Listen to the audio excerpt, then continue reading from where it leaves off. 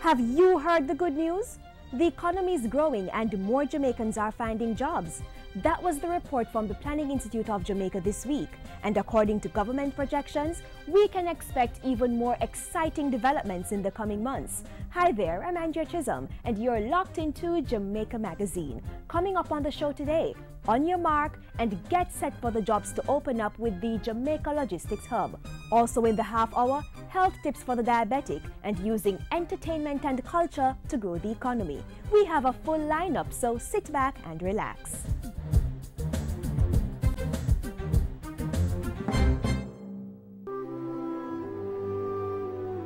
Crocodiles contribute significantly to maintaining pollution-free waters and clean habitats for themselves and other wildlife. They serve a purpose in our marine ecosystems. Them being scavengers, they help with the health of our marine systems, which impacts the fish that we like to eat in Jamaica. Every wildlife, plant and animal, has a linkage to the ecosystem that makes it healthy. Moreover, the crocodile is an endangered species and is protected under Jamaica's Wildlife Protection Act. The penalty for capturing crocodiles, harming them, or having any part in one's possession, living or dead, is $100,000 and up to 2 years in prison. Let's care and protect our endangered species. Stop eating crocodiles.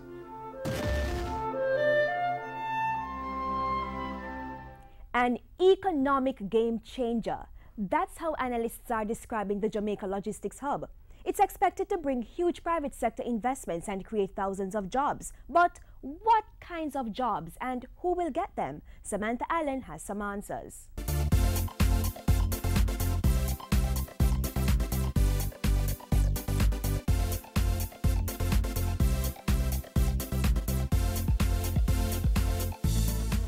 Transnational corporations are seeking more cost-effective ways of doing business.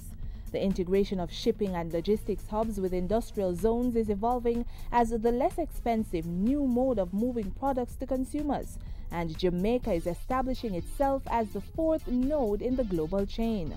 We're talking about a concentration of entities engaged in global commerce using our transportation infrastructure. And creating more avenues for Jamaicans to access high skill level, globally competitive, lucrative employment options. Jamaica's Logistics Hub initiative provides the local business sector with a near-shore distribution advantage, a base for generating enormous cargo flows, either as raw material, intermediate or finished goods, to the world's largest consumer markets. What we offer is a shorter distance to market. We offer it at a lower cost. So instead of somebody ordering something, a manufacturer, a business, or even a final consumer, ordering something from China, and it takes 3 weeks to get here. If the goods are stockpiled in Jamaica, it can take 1 or 2 days. So it's things like that that we are demonstrating to businesses, to companies, and they are taking up that value proposition that Jamaica offers. The new mode of operation creates more jobs both at the ports and the connecting industrial zones. Cargo will come out of the port into the economic zones and undergo some form of transformation. That provides work for people in the assembly, it provides work for the technicians, even just putting in manuals in the appropriate language when the camera is shipped out. And that is where you have more economic benefit filtering into the economy. Through agencies such as JAMPRO, the government has been attracting companies to set up shop in special economic zones.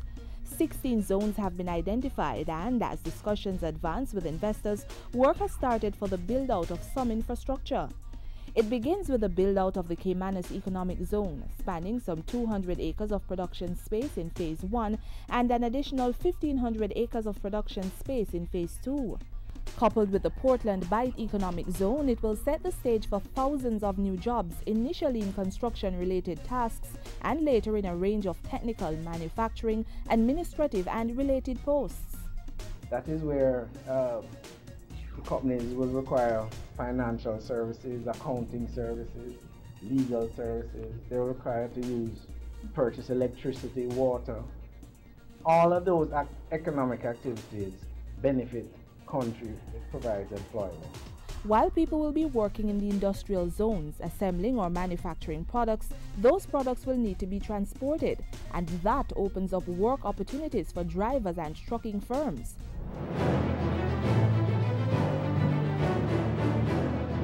The special economic zones are replacing what we previously knew as free zones and will be the heart and soul of Jamaica's logistics hub.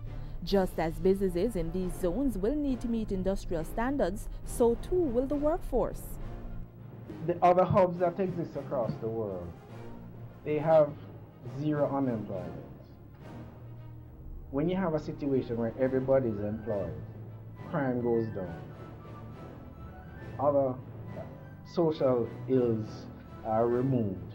The range of industries which we are targeting, biotechnology, medical devices, paper processing. These industries never existed in Jamaica. These globally competitive companies are looking for engineers, technicians, value-added providers and others with internationally competitive skills and technological competencies. Jamaicans must, if they haven't already, quickly begin the process of getting international certification to fill the new job openings. The thing is, in conjunction with training, we have to ensure that the training is certified to international standards. The Caribbean Maritime Institute, CMI, with its School of Advanced Skill, is working with the local universities to train as many persons as possible and provide the required international certification to meet the demands. The CMI is also offering a special training course dubbed Logistics 101 to increase the public's understanding of the hub initiative. This is accessible when groups or organizations make a request.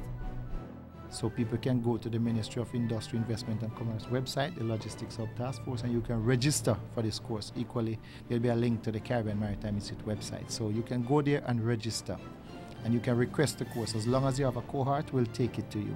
The doors of opportunities are open for Jamaicans to seize the moment to build economic success.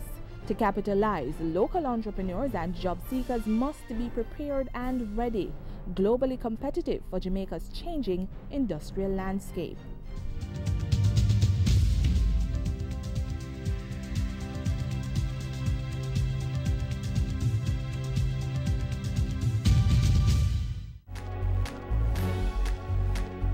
Know your numbers and control the keys to a healthier heart.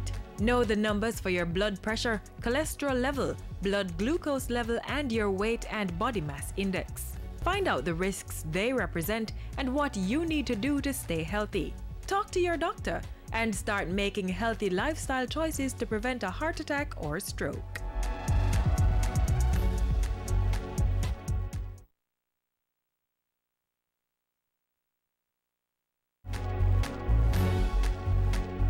Know your numbers and control the keys to a healthier heart. Know the numbers for your blood pressure, cholesterol level, blood glucose level, and your weight and body mass index. Find out the risks they represent and what you need to do to stay healthy. Talk to your doctor and start making healthy lifestyle choices to prevent a heart attack or stroke. Sugar is sweet, but not if your body doesn't produce enough insulin to regulate the levels of sugar in your blood. Diabetes can be tough to manage, and complications can damage your heart, give you a stroke, and even kill you. But diabetes can be controlled if you know how.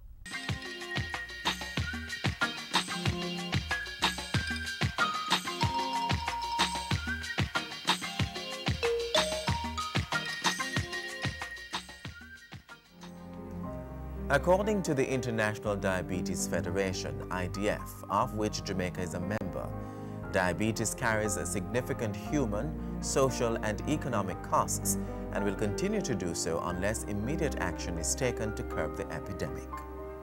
Diabetes is a chronic condition which occurs as a result of problems with the production and supply of insulin in the body. Insulin is a hormone made by the pancreas that enables cells to take in glucose from the blood and use it for energy. When a person has diabetes, it is either that their pancreas does not produce the insulin they need, or their body cannot use its own insulin effectively. As a result, people with diabetes cannot use enough of the glucose in the food they eat. This increases the amount of glucose in the blood. Medical experts say this high level of glucose or sugar in the blood is called hypoglycemia, and it can lead to medical complications if it is not managed properly. Somebody who is diabetic, as soon as you're diagnosed as diabetes, you should be pointed in the radar.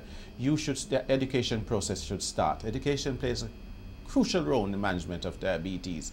You need to see the chiropodist, you need to see your general doctor, you need to see all these people who could check your eyes, check your kidneys, check your feet.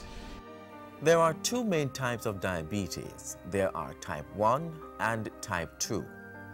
People with type 1 diabetes produce very little or no insulin and require injections of insulin to survive. It is the most common type in children and young adults. People with type 2 diabetes cannot use insulin effectively. They can manage their condition with lifestyle changes. In many cases, oral drugs are needed. Both type 1 and type 2 diabetes are serious conditions.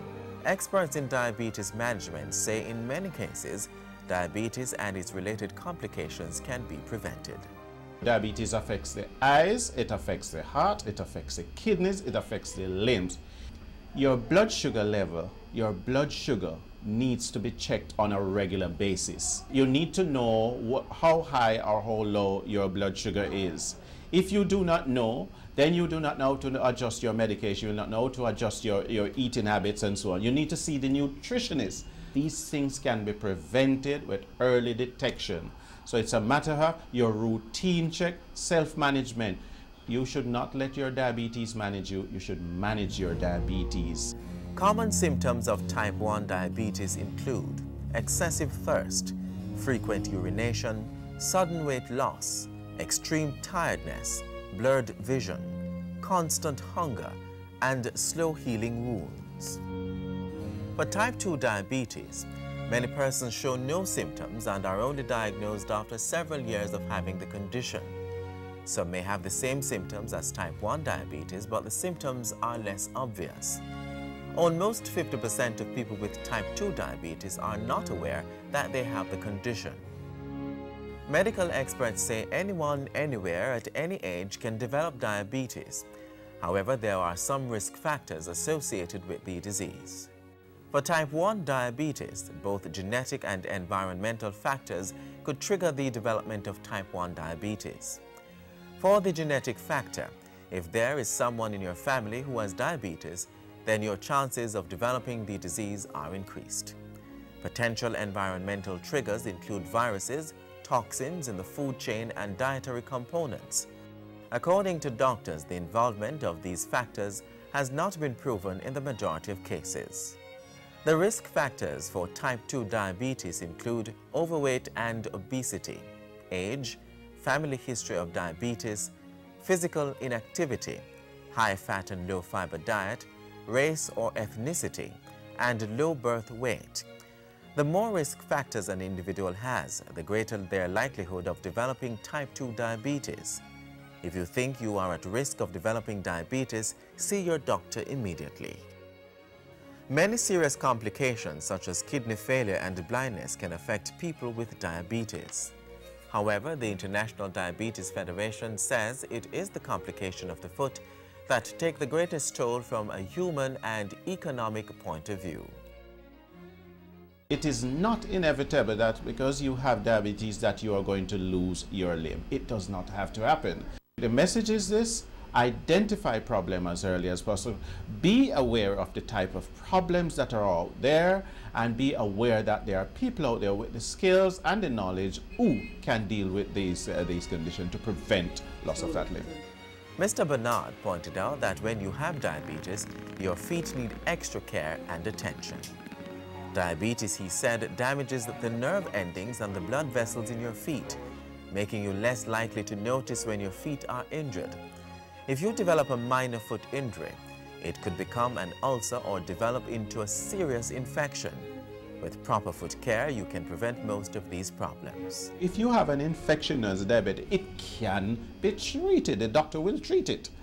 But if you do not report it, if you do not declare it, then you are at home, you're on your own, nobody's dealing with it, then things can go wrong. The infection then leads to an ulcer, that in turn then leads to gangrene, and they end up losing that limb. Mr. Bernard said there are 5 different diabetic foot ulcers that could lead to amputation if not detected and treated early. Let us start with the hard corn. Solid hard corn. That's a crust. So I mean, it is so as hard as cement. It is so that sort of thing. Can you imagine such a crust on somebody's foot, traumatizing the soft tissue? Somebody have no feeling in the leg. It's going to cause a lot of problem. You also get the corns between the toes, the 4th and 5th digit, what we call soft corn. These can become infected. You also have the seed corn, size of a pinhead. Have you ever had a pebble in your shoe? You can imagine how uncomfortable and painful that can be. Well, a seed corn is produce a similar effect. And those type of corns, you can get them under the nails, which is very difficult to diagnose. Unless you have somebody with the knowledge and the skill to diagnose them, they can be left unchecked. And of course, you have the neurovascular corn. Nerve endings are involved with the growth of the corn. And vascular corn, you have neurovascular and vascular corn. So blood vessels and nerve endings are involved. So when you look at the corn, it has a reddish appearance, and some of them are so huge and they become hardened and cause further damage to the surrounding soft tissues. The best way to avoid foot problems is to prevent them. That means taking care of your feet every day so that infections do not develop.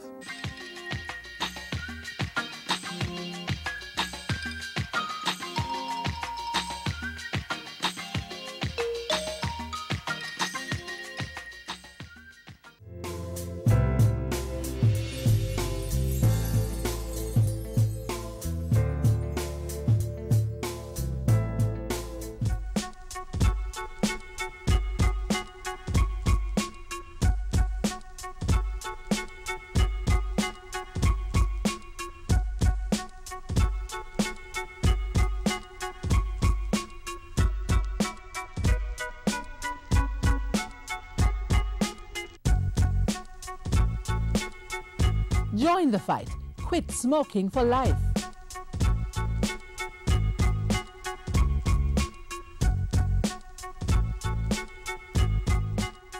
There's nothing more entertaining than the sweet rhythm of reggae music. Nothing more vibrant than the entertainment scene in Kingston Town. Now, imagine what happens when they collide. Authentic cultural expression plus the entertainment capital of the Caribbean equal niceness now and big money opportunities later. Bordered by the world's 7th largest natural harbor, home to cultural landmarks, it's the heartbeat of the country. And now, with the introduction of Reggae Month, it's Kingston for February, promising to make the city capital a hotspot for local and foreign entertainment seekers. From jungle to Rima, from Tivoli to Matthews Lane. For years, there's been talk about strengthening the marketing might behind Kingston's tourism presence, promoting its built-in attractions, attracting more investments for its accommodations portfolio, and accommodating more tourists within the city limits. In 2014, all throughout the 2nd calendar month, years of planning and smaller projects are evolving into the major initiative Build Reggae Month. It's Kingston for February. The initiative capitalizes on February's established entertainment agenda that comes with the celebrations for both Black history and reggae within the month. Most of the Reggae Month activities were already funded by the government, by the ministry. And so what we're doing now is to further fund some other events, but also, as I said, organize them so that we can get greater value and express to the persons who are seeking to come to Jamaica. For one event with plane fare and a hotel room, etc., might not be sufficient, but coming for a month of events would have disseminated the plane fare and other events over a broader scale of activities. The initiative will be a launching pad for an even bigger acknowledgement for the capital. We want Kingston to be the cultural super state as a city, and it will contribute to our application for creative city status under UNESCO, which is in March 31st being the deadline. Already there is much expectation. But Chronix just hides up, so Kabaka there, Rasta run the island now. Hey, Janina shine and glow. With the ministry's endorsement, a slew of events have been unveiled, structured to titillate all. From music festivals to lectures, Kingston will come alive for the 28 days. And Kingston's regular partner, St. Andrew, will not be left out of the fun. Does celebrate reggae music both from the entertainment side but also from the education side. The University of West Indies is on board, and also you'll also have the Reggae University in the park to give information as to what reggae and where it's coming from and what it represents. It's hard to say which of these events will be the top draw. Reggae Wednesdays, organized by the Jamaica Reggae Industry Association, JERIA, is an annual showstopper. Every year, hundreds of patrons turn out weekly for the free event to be entertained by their favorite artists. Then there's Arts in the Park. Started last year by the ministry in collaboration with international recording artist Shaggy, the second staging is scheduled to be bigger and better. The intent of Arts in the Park was to expose our talent to the intermediaries, to the Universals, to the Sonys, to the VTs, which we carried in last year. And so therefore this year Arts in the Park will incorporate 3 aspects of our entertainment industry. We'll be carrying down galleries to look at some of our fine arts, and we'll be carrying down also some alternative festivals to look at our spoken word, as well as carrying down some booking agents to look at some of our singers. We find that it is easier to get success from the booking side than from the signing to contract side. So we're carrying down booking agents, 13 booking agents from out of Europe. And for the first time in more than 50 years, a Poet Laureate will be named. Nominations for the 2014-2017 Poet Laureate closed last December, and the recipient of the honorary award will be announced on February 16. Past recipients of the prestigious honor have been Tom Redcom and J.E. Claire McFarlane, but no doubt the other events are gearing up to be just as interesting and entertaining. Do you remember the days of slavery? Whoa. And I said, do you remember the days of slavery? I feel the sun on my skin, know it's gonna be one of those days to put your mind at ease. Got the radio playing as I feel the breeze. Yo, beat, pass me out there, please. Tell me I leave it up, knowing all of us, we're gonna dance all night till the sun come up. So if you're away or at home, the ministry is inviting you to come to Kingston. There is an event for everyone, with some having no cover charge. Don't stay at home. Take along your friends and explore Reggae Month. It's Kingston for February. For more information on the ministry's initiative, you may call 920-4926-30 or click on their website mot.gov.jm. I feel it in my bones and sing, thinking about the joy you bring. You say no, don't take this for joke. You're the Hennessy to my cup.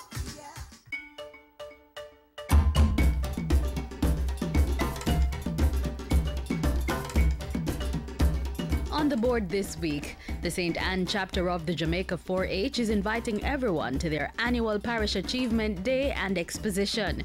This will be held on Wednesday, February 26th at the Servite Primary School, Brownstown, St. Anne. Come and watch clubbites from various schools in the parish compete in home economics, agriculture, leadership and environment-related events. The event will be held from 8:30 a.m. to 5 p.m. under the theme Promoting Sustainable Agriculture, Impacting Climate Change. Trinity Moravian Women's Fellowship seeks your support for their annual fundraising. Come get your takeaway meals for a contribution of $800 on Friday, February 28 at the Trinity Moravian Church, 20 Montgomery Avenue, Kingston 10. Proceeds in aid of the church outreach projects. Are you an intelligent, culturally aware and poised young lady? Do you wish to become the 2014 Miss Jamaica Festival Queen and a cultural ambassador for Brand Jamaica? This is your chance to reign, your chance to gain invaluable training and exposure, and over $1 million in cash and prizes. Enter the Jamaica Cultural Development Commission JCDC Miss Jamaica Festival Queen competition. Entry forms are available online at www.jcdc.gov.jm at the JCDC head office located at 3 to 5 Phoenix Avenue, Kingston 10, and all JCDC parish offices island-wide. Deadline for entries is Friday, February 28. UNIA's Team Vision, a youth initiative trying to develop Marcus Garvey House at 95 Duke Street, Kingston, among other projects, will be having an open house and launch of Team Vision on Friday, February 28 at 95 Duke Street, starting at 11 a.m. Come and stay for an evening of performances from a slew of reggae and cultural acts. Showtime 8 p.m. For more information, contact Ronald Chin at 427-0113. Send us your events for broadcast on the JIS Community Notice Board. Call 922-868-022 or send an email to cbishop@jis.gov.jm.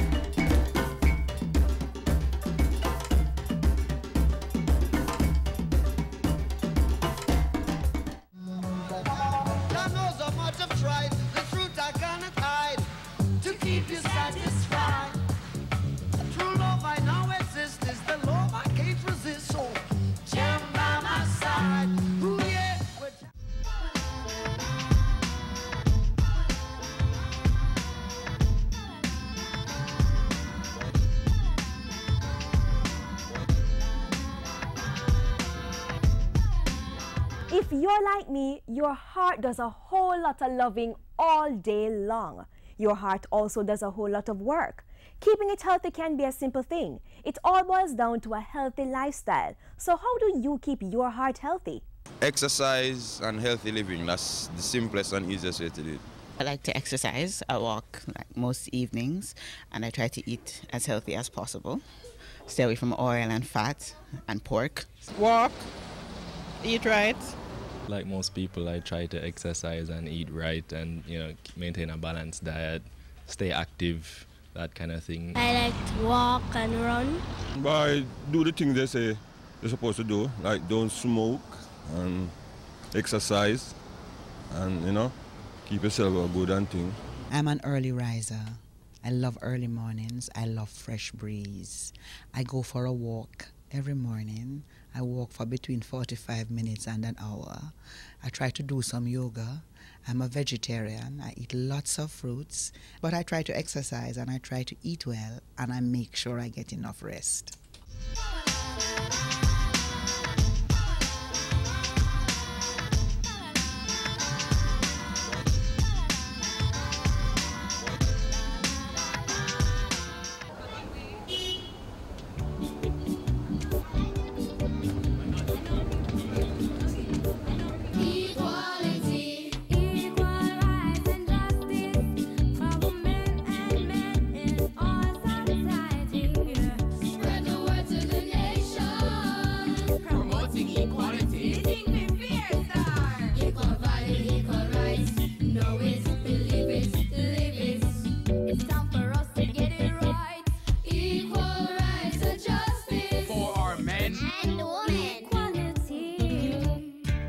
A message from the Bureau of Gender Affairs and the Dispute Resolution Foundation, paid for by the UN Women Fund for Gender Equality.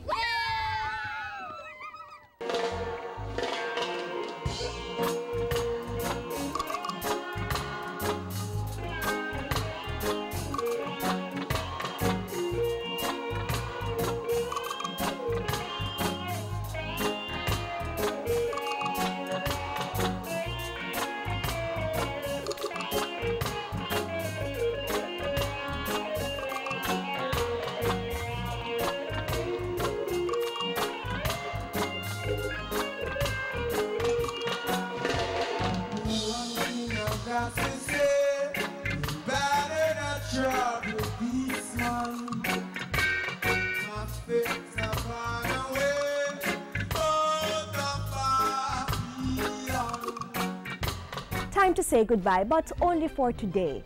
Jamaica Magazine returns tomorrow with even more useful information. Tell us what you thought of the show. Send an email to jamaicamagazine@jis.gov.jm or hit us up on Twitter @JISNews. And our website, jis.gov.jm, remains a constant portal for the very latest on government information. On behalf of the team here at the JIS, I'm Andrea Chisholm, reminding you to eat well, exercise regularly, and get some rest.